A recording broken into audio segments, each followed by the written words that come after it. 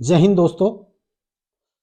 आज जो हम वीडियो बना रहे हैं, जो कल अपने दैनिक भास्कर या दैनिक जागरण की जो रिपोर्ट है उसमें कि भर्तियां हमारी अब साल में 2 बार होंगी, यानी कि हर 6 महीने में एक भर्ती होगी।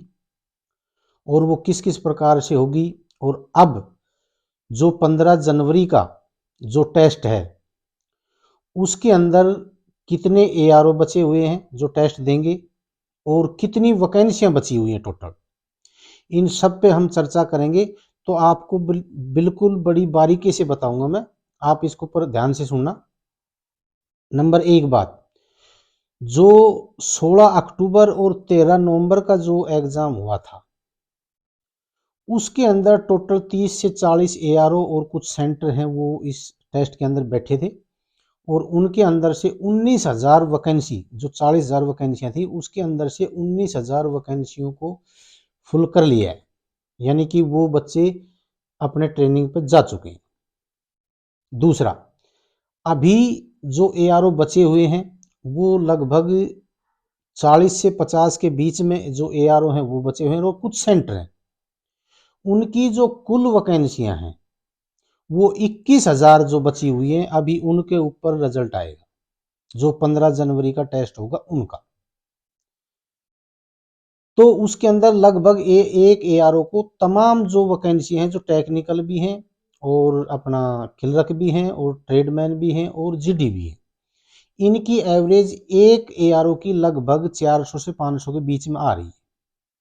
तो इतनी वैकेंसियां हैं। दूसरा, अभी जो हमारी जो 2 साल में, यानी कि एक साल में जो 2 भर्तियां होंगी, उनका सिस्टम क्या है कि ये जो वैकेंसियां अब आएंगी, कुल जो साल की वैकेंसी आएंगी वो 60,000 से और 80,000 के बीच में लगभग आएंगी। इनको लगभग 20,000 वैकेंसियां ये बढ़ाएंगे। उसके अंदर ये क्या करेंगे कि लगभग 30,000 से 40,000 के बीच में जो वैकेंसियां हैं वो मई, जो अप्रैल मई का जो हमारा वो होगा मंथ, उसके अंदर ये इतनी भर्तियां करेंगे पूरे देश के अंदर एक साथ, यानी कि 6 महीने के अंदर वो प्रक्रिया पूरी हो जाएगी। उसके अंदर 2 या 3 टेस्ट, लगभग इतने ही टेस्ट रखेंगे, 3 ही टेस्ट रखेंगे, उसके अंदर पूरी प्रक्रिया हो जाएगी। दूसरा, उसके अंदर फिर 1 अक्टूबर और नवंबर महीने के अंदर फिर एक भर्ती और होगी। वो जिस प्रकार से 15 जनवरी लास्ट है, इसी प्रकार से 15 जनवरी तक उनके 3 टेस्ट फिर ले लिए जाएंगे और वो भर्ती प्रक्रिया भी पूरी हो जाएगी।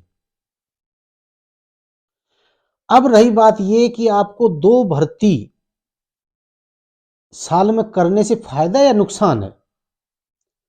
देखो, आपको हकीकत में तो अगर जो 2 बार ये भर्ती करते हैं साल में तो आपको नुकसान है, आपको फायदा नहीं है। क्योंकि जो डेट ऑफ बर्थ है वो तो 1 अक्टूबर 2023 से ही गिनी जाएगी, चाहे आप मई और अप्रैल और मई वाली देख रहे हो, चाहे आप अक्टूबर और नवंबर वाली देख रहे हो। तो कहने का मेरा मतलब ये है कि एक तो आप 30,000 और 40,000 वैकेंसी के ऊपर फाइट करो, एक आप 60 से 80,000 वैकेंसियों के ऊपर फाइट करो, तो कितना फर्क पड़ता है। दूसरा, आप देखो, मैं एकेडमी वाला हूं, एकेडमी चला रहा हूं, इसमें हमारे को तो फायदा है, नुकसान नहीं है। भाई 2 बार अगर जो भर्ती होंगी तो 2 बार बच्चे आएंगे, लेकिन हकीकत में यह है कि युवाओं को नुकसान है। नुकसान क्या है कि नंबर एक बात, एक बार जो हम ट्रेनिंग करेंगे, जो हम फिजिकल की तैयारी या पढ़ाई की तैयारी करेंगे, जो लगने हैं वो तो 70 से 80,000 ही बच्चे लगने हैं। वो बच्चे अगर एक बार में लगते हैं तो एक बार में काम चल जाता है, अकेडमी में एक बार जाएंगे, दूसरी बार जाने की जरूरत नहीं पड़ेगी। दूसरी बात यह है कि अब 2 बार होगी तो 2 बार अकेडमी में जाएंगे, और एक कंपटीशन भी बढ़ेगा। एक 30,000 40,000 के ऊपर हम फाइट करें, एक 80,000 फाइट करें, तो कंपटीशन में बहुत आधा फर्क आएगा। तो कहने का मतलब ये है कि सरकार ने इस प्रकार से, यानी कि आर्मी ने इस प्रकार से काम किया है कि हमारे को जो युवा मिलें वो तगड़े युवा मिलें, ताकि हम उनको कम वैकेंसियों के ऊपर उनकी छटनी करके लें और हमारे को अच्छे युवा मिलें। दूसरा, चलो ये तो भाई जो स्कीम है, अब एक चीज तो आप बिल्कुल दिमाग से निकाल दो कि अग्निपथ योजना हटेगी, ये करे होगा वो होगा, कुछ नहीं होगा। अग्निपथ योजना के ऊपर हमारी आर्मी और सरकार इतनी आगे बढ़ चुकी है कि इससे तो पीछे आना बहुत ही मतलब मुश्किल काम है। इसका तो कोई वो ही नहीं है, आप इस पे चर्चा करो या ना करो। हाँ, सिर्फ आपका जो पेंडिंग एग्जाम है उसके ऊपर जो देखो कोर्ट के अंदर फैसला वो क्या आता है, आपके पक्ष में आने की पूरी संभावना है, देखते हैं क्या होता है। बाकी वो कोर्ट के ऊपर है, अब वो क्या फैसला देता है और वो फैसला हमने मान्य करना पड़ेगा।